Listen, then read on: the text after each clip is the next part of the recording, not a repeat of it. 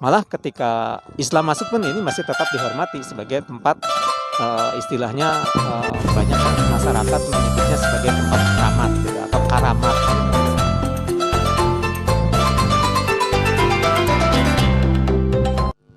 Pada kesempatan kali ini, admin beserta peserta PKU Pendidikan Kadar Ulama Kabupaten Bogor diberi kesempatan untuk mengulas sejarah Arca Domas yang keberadaannya di Desa Tapos, Kecamatan Tenjolaya.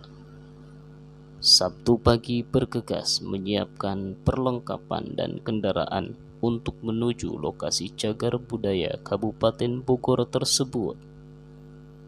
Yang konon Arca Domas menyimpan berbagai macam misteri dan ajaran leluhur yang melekat dengan kebudayaan buatan Zhou, dan keberadaannya 1000 tahun sebelum Masehi. Perjalanan pun dimulai.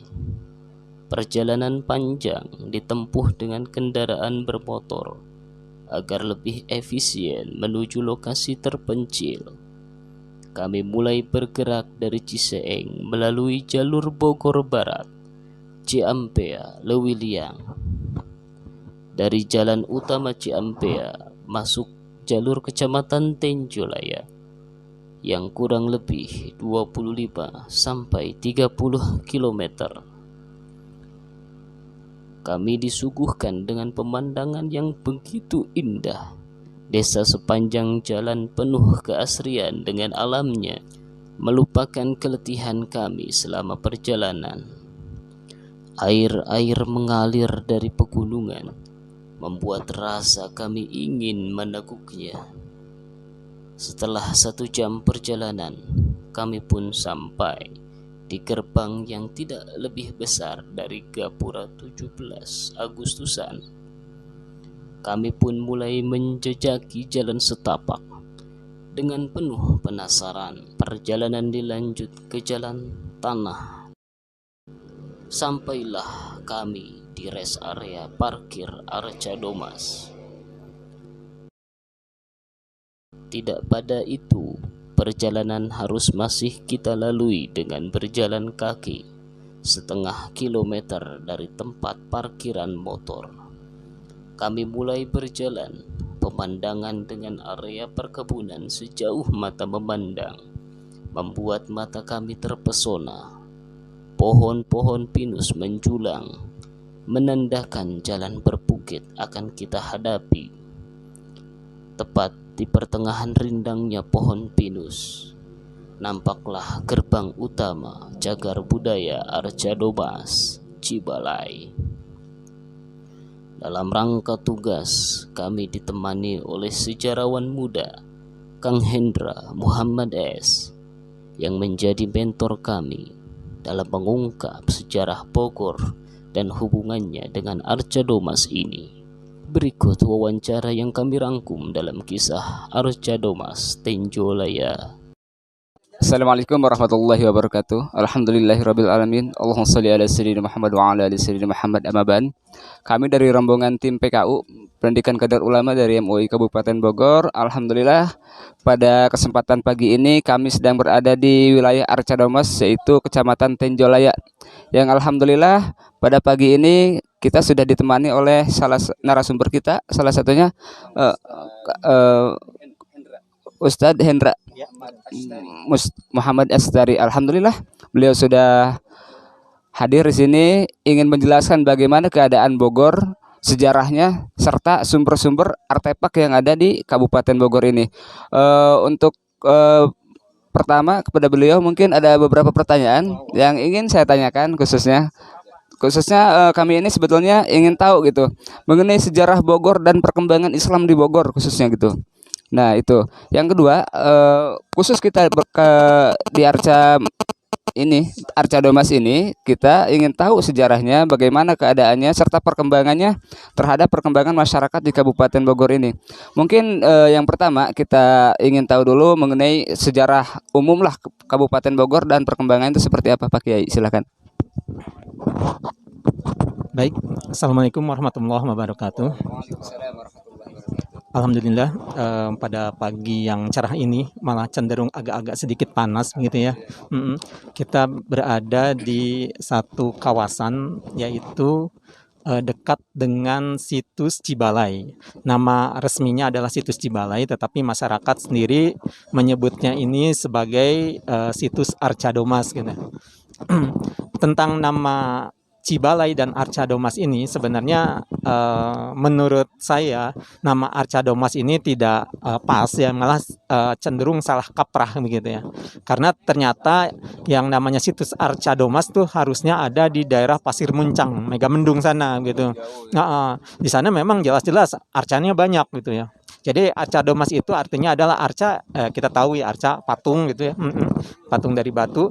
Sementara domas ini adalah bahasa Sunda lama, itu artinya adalah 2 omas atau 2 kali 400 jadi 800. Jadi saking banyaknya disebut aja domas gitu. Ada sekitar mungkin, dalam hitungan masyarakat waktu itu, bisa jadi ada 800 arca gitu ya. Tapi, aktualnya memang tidak sampai sebanyak itu, apa namanya, mungkin cuma sampai hampir 100 arca di sana gitu. Sementara di sini sama sekali tidak ditemukan arca gitu. Heeh, di sini yang ada adalah, kompleks, punden berundak gitu. Heeh, jadi di sini ada beberapa punden berundak, nanti akan kita, kunjungi ke sana gitu. Eee, dan kebetulan memang di Kabupaten Bogor ini banyak sekali terdapat situs-situs punden berundak, terutama, di sekeliling lereng Gunung Salak. Tidak hanya di sini juga tidak hanya satu tempat, tapi ada beberapa tempat sehingga, Cibalai ini karena tidak hanya satu situsnya, tetapi ada beberapa, maka, pada tahun 2019 kalau tidak salah, itu sudah ditetapkan sebagai kawasan cagar budaya gitu. Jadi kawasan itu terdiri dari beberapa situs cagar budaya gitu. Nah, ini sudah ditetapkan oleh Bupati Bogor, tahun 2019 sebagai kawasan cagar budaya gitu. Nah, ini, situs punden berundak sendiri itu memang, yang memang banyak tersebar di wilayah Kabupaten Bogor terutama, itu dahulunya adalah sebagai tempat pemujaan gitu ya. Jadi tempat pemujaan pra-Islam gitu. Jadi sebelum Islam masuk, malah sebelum Hindu-Buddha masuk begitu. Jadi ini memang, kalau kita runut waktunya sudah, ribuan tahun gitu. Iya betul. Tetapi ternyata, setelah, Hindu-Buddha masuk, situs ini tetap dilestarikan juga gitu. Heeh, tetap digunakan walaupun dengan tata cara yang berbeda. Malah ketika Islam masuk pun ini masih tetap dihormati sebagai tempat, istilahnya, banyak masyarakat menyebutnya sebagai tempat keramat gitu atau karamat gitu. Jadi makanya kenapa sampai sekarang kita masih mendapati, situs ini relatif utuh.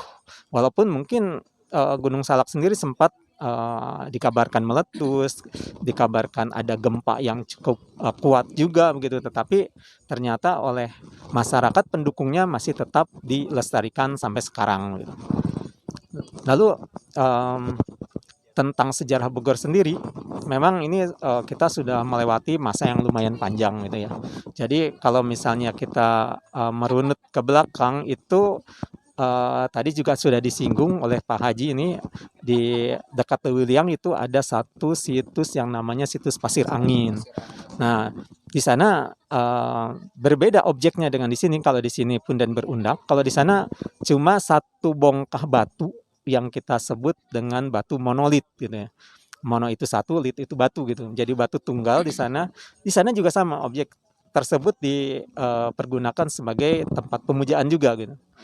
Dan ternyata setelah dilakukan penelitian, terutama ekskavasi, penggalian ya, di sana ditemukan banyak-banyak artefak gitu, dari mulai artefak batu, artefak gerabah, artefak, dari kaca, juga dari perunggu gitu.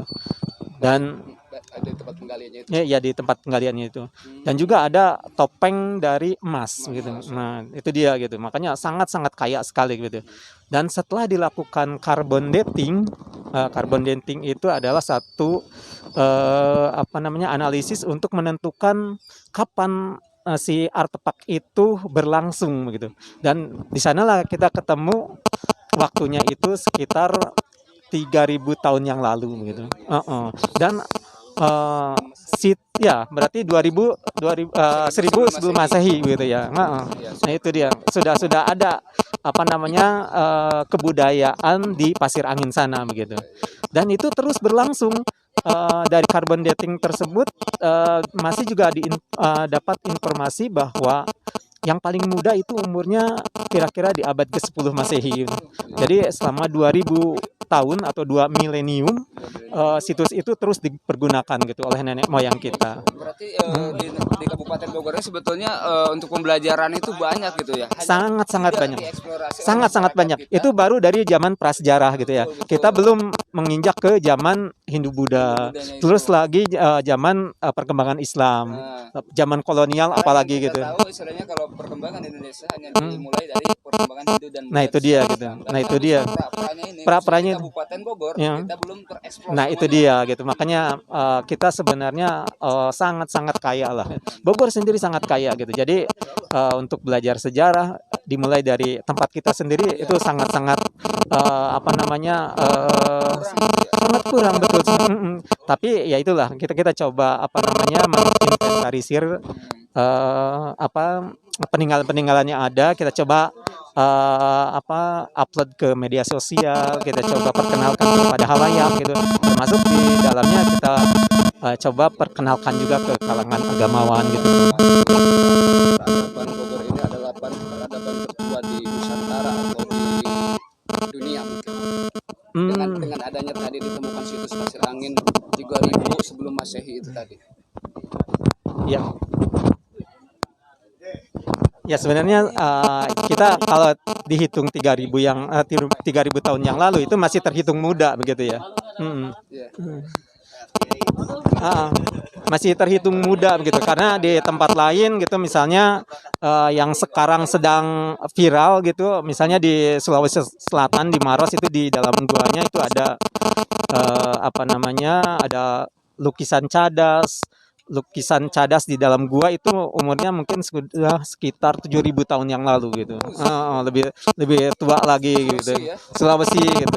Tapi kita juga jangan berkecil hati ya. Misalnya di Gua Pawon juga sekitar 5.000 6.000 tahun yang lalu gitu umurnya gitu. Berarti melebihi budaya Mesir ya. Di sana juga ada yang lebih tua lagi sebenarnya gitu ya. Jadi yang namanya ilmu pengetahuan terus berkembang gitu. Kita tidak bisa menentukan mana yang paling tua, mana yang berikutnya gitu. Tetapi memang esensinya adalah kita terus belajar, kita terus menggali bahwa pengetahuan itu ternyata tidak ada habis-habisnya gitu untuk dieksplor gitu. Barangkali demikian. Terima kasih. Assalamualaikum warahmatullahi wabarakatuh. Baik, ini itu dia penerangan dari Pak Kiai mengenai sejarah Bogor secara umum dan khusus mengenai Arca Domas di sini. Mudah-mudahan ada manfaat yang dapat kita ambil, ada hikmah yang dapat kita petik. Kurang lebihnya mohon maaf dari kami. Billahi taufiq wal hidayah. Wassalamualaikum warahmatullahi wabarakatuh.